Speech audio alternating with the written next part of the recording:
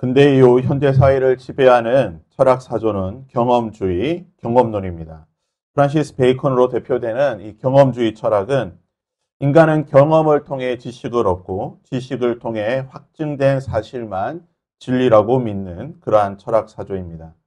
그래서 오늘날 실험과 과학을 통해 알게 되는 과학적 사실만, 진실만이 진리라고 인정하고 각종 데이터로 증명되는 사실만 진리로 받아들이게 되는 실증주의가 현 시대 우리의 교육과 또한 우리 사회를 지배하고 있는 철학 사조인 것입니다.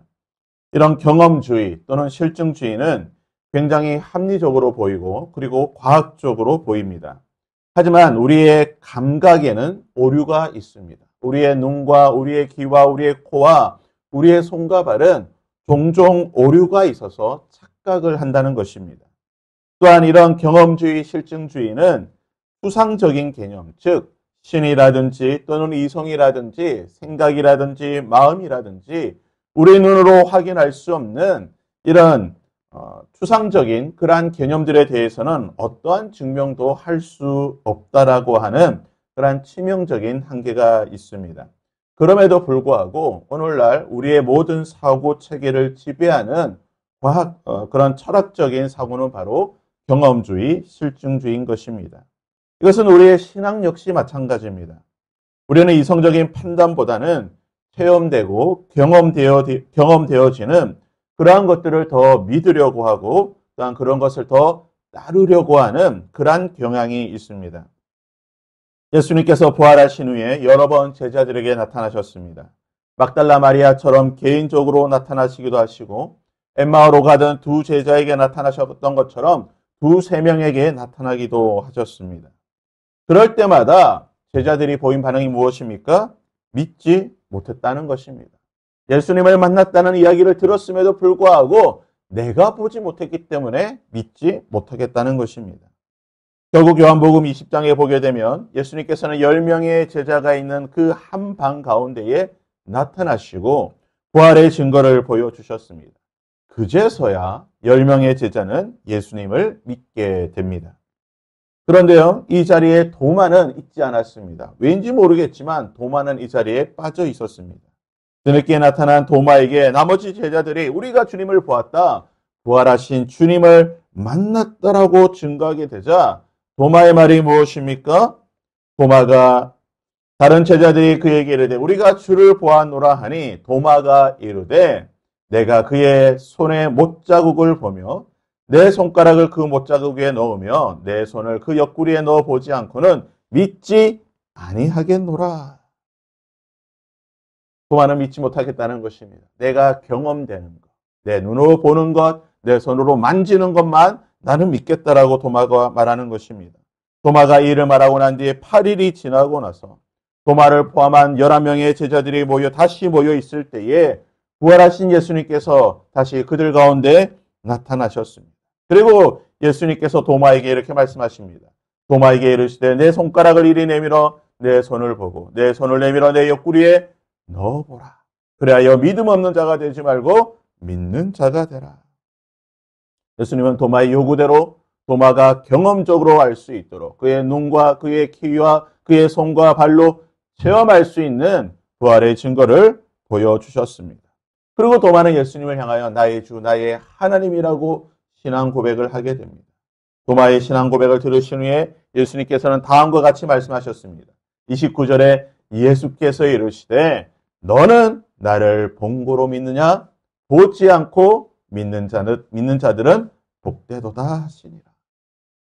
보고 믿는 것도 중요하지만 경험하고 믿는 것도 중요하지만 그것이 아니라 보지 아니하고도 단지 말씀만 듣고도 믿는 것이 복되도다. 그것이 믿음의 근본이고 참된 믿음이라는 것입니다. 그리고 사도 요한은 이 요한복음의 이 모든 부활의 증거들을 마무리하면서 요한복음의 모든 내용들을 정리하면서 결론과 같이 30절에서 이렇게 말씀하고 계십니다. 예수께서 제자들 앞에서 이 책에 기록되지 아니한 다른 많은 기적, 표적을 행하셨으나 오직 이것만을 기록하는 것은 너희로 예수를 하나님의 아들 예수 그리스도이심을 믿게 하려 함이니라. 무슨 말입니까? 예수님과 도마의 대화, 그리고 사도 요한의 이 요한 복음의 기록 목적을 통해 우리의 믿음이라고 하는 것은 기적과 체험을 통해서도 주어지는 것이지만, 그렇게 해서라도 믿음이 생긴다고 한다면 정말 다행이지만, 더 큰 기적과 더 큰 은혜는 기록된 말씀을 통하여, 이 기록된 말씀을 통하여 우리에게 믿음이 생기는 것이고, 믿음은 들음에서 난다고 하는 그 말씀처럼 주의 말씀을 들음으로 우리 가운데 믿음이 생기고, 한 번도 보지 못한 주님을 내 눈앞에 있는 것처럼 확신하며 믿는 이 믿음이 생기는 것, 이것이 믿음이라는 것입니다. 이것이 은혜요, 이것이 기적이라는 것입니다. 그렇다고 한다면 이 사실을 기억하고 본문의 말씀을 보도록 하겠습니다. 본문 1절은 이렇게 말하고 있습니다. 너희 중에 선지자나 꿈꾸는 자가 일어나서 이적과 기사를 내게 보이고. 이적과 기사가 무엇입니까? 내가 경험적으로 눈으로 볼 수 있도록, 내가 체험할 수 있도록, 마치 하나님께서 행하셨던 것처럼, 내가 모사인 내가 너희들에게 행하였던 그 하나님의 기적처럼 그러한 기적을 행하는 자들이 있다고 하자. 그가 내게 말한 그 이적과 기사가 이루어진다 하더라도 무슨 말입니까?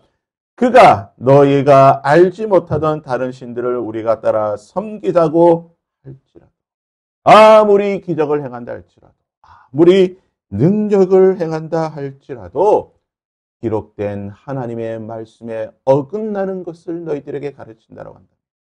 아무리 기적이 있다 할지라도, 아무리 너희들의 눈과 손과 발과 너희의 모든 것으로 체험할 수 있는 은사가 나타난다 할지라도 너희가 알지 못하던 다른 신들, 기록된 말씀에 있는 그 하나님이 아닌 다른 무언가를 따라 섬기자라고 한다고 한다면 뭐라고 말하고 있습니까? 너는 그 선지자나 꿈꾸는 자의 말을 동정하지 말라.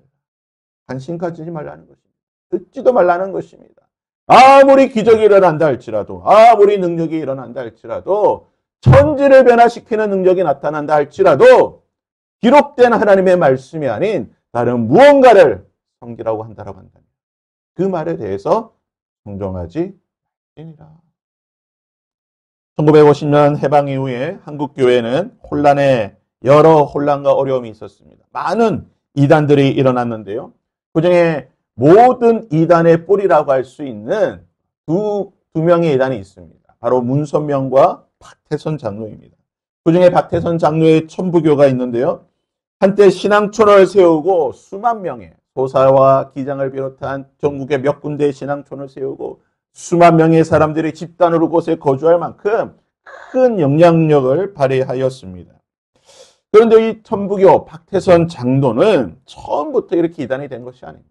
그가 처음에 활동했을 때 그 당시에 한국교회의 어떤 여러 기록들을 보게 되면요. 실제로 그가 부흥회를 인도하고 말씀을 인도하고 전국을 돌아다니면서 기도원과 교회에서 인도할 때에 기적이 일어났다고 합니다. 안전병이가 일어나고요. 예수의 이름으로 기적이 일어나고 놀라운 여러 이적들, 병자들이 낫고 성령이 불같이면은 이러한 일들이 일어났다는 거예요. 그러한 기적들을 보고 수많은 사람들이 그를 따라다녔습니다. 그런데 시간이 지날수록 박태선 장로가 타락하고 변질되면서 결국은 무엇이라고 말합니까? 우리가 알지 못하다.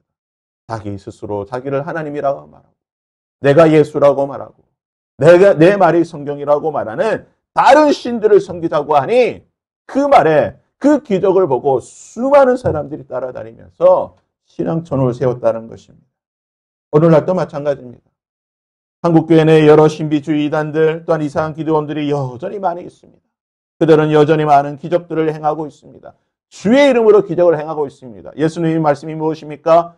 종말의 때에, 말세의 때에 거짓 선지자들이 나의 이름으로 기적을 행할 것이다. 나의 이름으로 기적을 행한다 할지라도 그들이 스스로 그리스도라고 칭한다고 한다면 너희들이 알지 못하는 다른 신들을 섬기자고 한다고 한다면 그들은 적그리스도라고 말하는 것입니다. 여러분, 기적이 전부가 아니라는 거죠. 체험이 전부가 아니라는 것입니다. 눈에 번쩍번쩍 보이는 것, 뭔가 몸이 찌릿찌릿하는 것, 그것이 전부가 아니라는 것입니다. 물론 우리 기독교는 신비의 종교입니다. 지금도 하나님은 역사하십니다.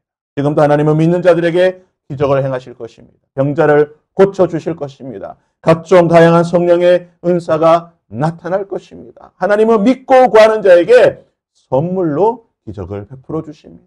체험할 수 있도록 우리에게 그러한 기적을 주신다는 것입니다. 그러나 그 기적이 중심이 아니라는 것입니다.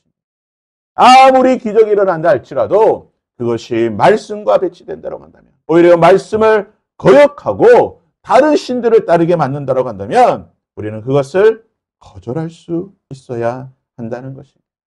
기적과 체험은 마음과 뜻과 정성을 다해 하나님을 사랑하고 하나님을 바라볼 수 있도록 만들어야 한다는 것입니다. 사랑하는 여러분, 오늘 하루 여러분 삶 가운데 기적이 일어나기를 소원합니다. 하나님의 은사가 나타나기를 소원합니다. 놀라운 하나님의 능력이 나타날 수 있기를 바랍니다. 그것이 우리의 믿음을 더 풍성케 하는 하나님의 은혜가 되기를 바랍니다. 그 기적과 능력과 은사를 통하여 나의 믿음이 더 강건해지고 더 하나님을 바라볼 수 있기를 바랍니다. 기적 그 자체를 바라보는 것이 아니라, 은사 그 자체를 바라보는 것이 아니라 그 기적과 은사를 행하여 주실 만군의 여호와 하나님을 바라보고 의지할 수 있는 저와 여러분이 될 수 있기를 바랍니다. 오늘 하루 우리에게 일어날 그 하나님의 많은 은혜들, 그 많은 능력들, 그 많은 기적들이 우리를 더 하나님께로 가까이 나가게 하는 은혜의 통로가 될 수 있기를 주님의 이름으로 부탁드립니다.